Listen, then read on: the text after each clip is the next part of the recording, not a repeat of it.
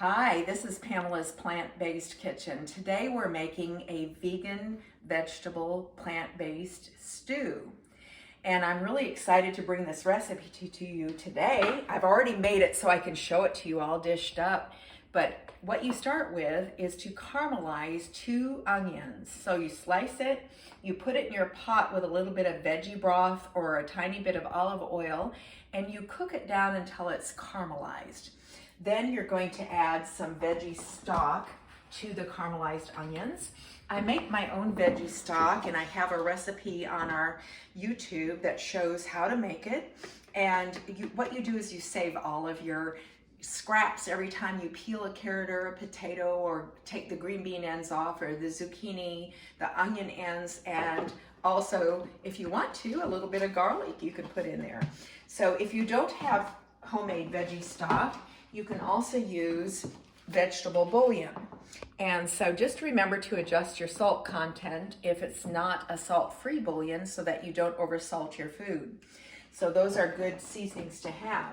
This recipe also takes a little bit of red miso.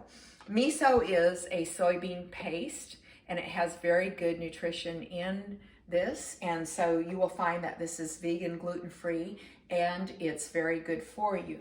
So we put a little bit of tomato paste with it, and then we're going to take carrots. We're going to take 4 carrots, we're going to peel them and cut them in chunks for the stew. It's a nice meaty, textury stew.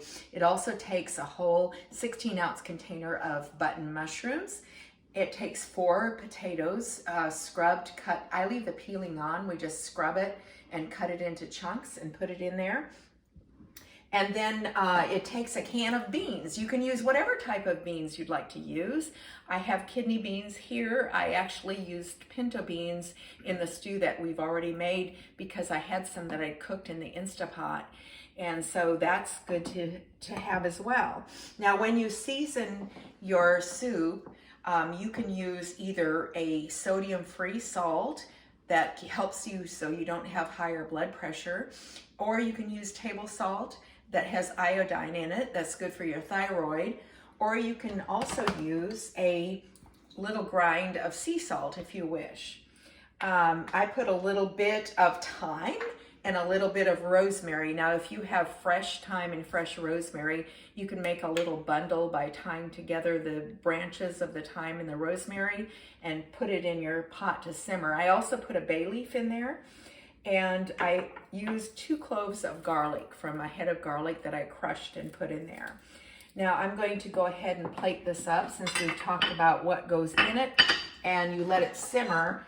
And let me just mention also that for a little bit of depth of flavor, we've added a little bit of cranberry pomegranate juice. We only used 1/4 cup, but it adds a little bit of depth of flavor to have a little acid and sweetness in there as well. So let's go ahead and show you this beautiful soup. And you can see the bay leaf, which we'll take out here. We don't need it anymore since our soup is flavored well. And so the bay leaf is coming out with my clean washed hands. And we're going to go ahead and plate it up with these lovely meaty mushrooms and the beautiful broth that it's made. Now, if you want to thicken your broth and make it more like a gravy, you can take some of your veggie stock and use a tablespoon of cornstarch or 2, depending how thick you want it, and get that emulsified before you add it to your stew, and it'll make it thicker. Now we're going to sprinkle a little bit of parsley on top of our freshly plated stew, and you can see the steam rising. I wish you could smell it. It really does smell good. And we're going to serve with it our vinaigrette coleslaw, which is a very healthy way to serve cruciferous vegetables, with the purple and the green cabbage, some carrots, and a vinaigrette. And please check our YouTube recipe for this, which we've also posted in a separate post. Thank you so much. I hope you will enjoy doing some healthy plant-based cooking.